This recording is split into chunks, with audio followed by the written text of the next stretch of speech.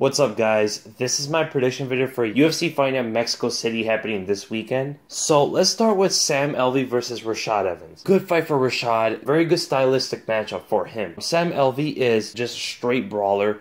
Looks to throw hands, has big power. Defense is alright. Offense is dangerous, and he waits to counter his opponents. But he's very flat-footed. He's kind of hard to take down, but I don't believe his takedown defense will be enough for Rashad. Doesn't throw too many kicks and not too varied in his attacks. And Rashad Evans is a big fighter coming from the light heavyweight division.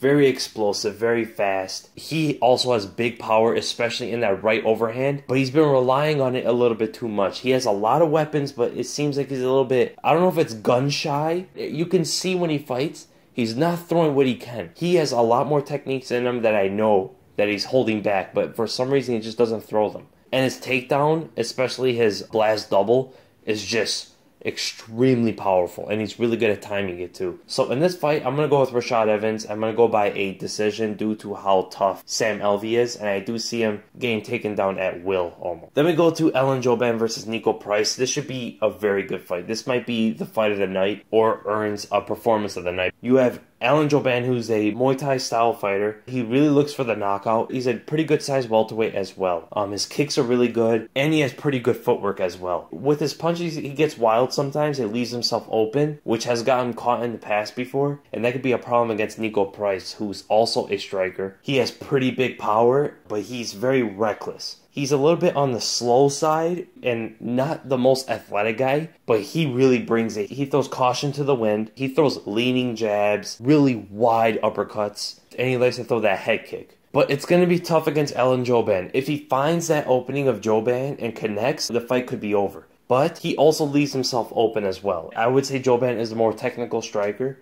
He's a little bit faster. So in this fight, I'm going to go with Jouban. I'm going to go by a first or second round knockout. Then we go to the co-main event. This is an interesting fight because both these fighters have been up and down. They're trying to get that win to propel them in the division, which is starting to get a little bit more open toward the title shot. You have Markos, who's a wrestler, a grappler, has been developing striking a little bit. She likes to throw jabs on the feet, doesn't use her kicks too often, keeps a really low stance, just in case for the takedowns and also the boxing, using it defensively as well. Her takedowns are pretty good, very unorthodox at times, and she's really good at getting submissions in odd places on the ground. And she's really tough. And she's fighting Grasso, who's more of a boxer, although she is pretty well-rounded herself, has considerable power for the division. She's going to be quicker than Markos. Her striking technique is going to be better than Markos, but it just depends on where her takedown defense is going to be. If she gets on the ground, Markos will have a distinct advantage. But on the feet, I think Grasso has the advantage. So in this fight, I'm going to go with Grasso, and I'm going to go by a decision, but I do see it being close. Then we go to the main event, Sergio Pettis versus Brandon Moreno. This is an interesting fight. Both of them are very young. I believe the winner of this fight might get Demetrius Johnson next. Sergio Pettis is a Taekwondo fighter with really good BJJ off his back. Very similar to Anthony Pettis, although he's a little bit quicker because he's a lighter weight. Very athletic, throws really good kicks, unorthodox kicks, although he holds it back more than his brother does. He doesn't risk it as much as Anthony Pettis. His boxing technique is actually pretty good, and he has a really good chin too. And he's fighting Brandon Moreno, who is just exploding on the scene. His BJJ is so dangerous. His submissions and his ability to jump on submissions, it's crazy. It's dangerous to even grab a hold of this guy because you'll not expect what he's going to throw at you.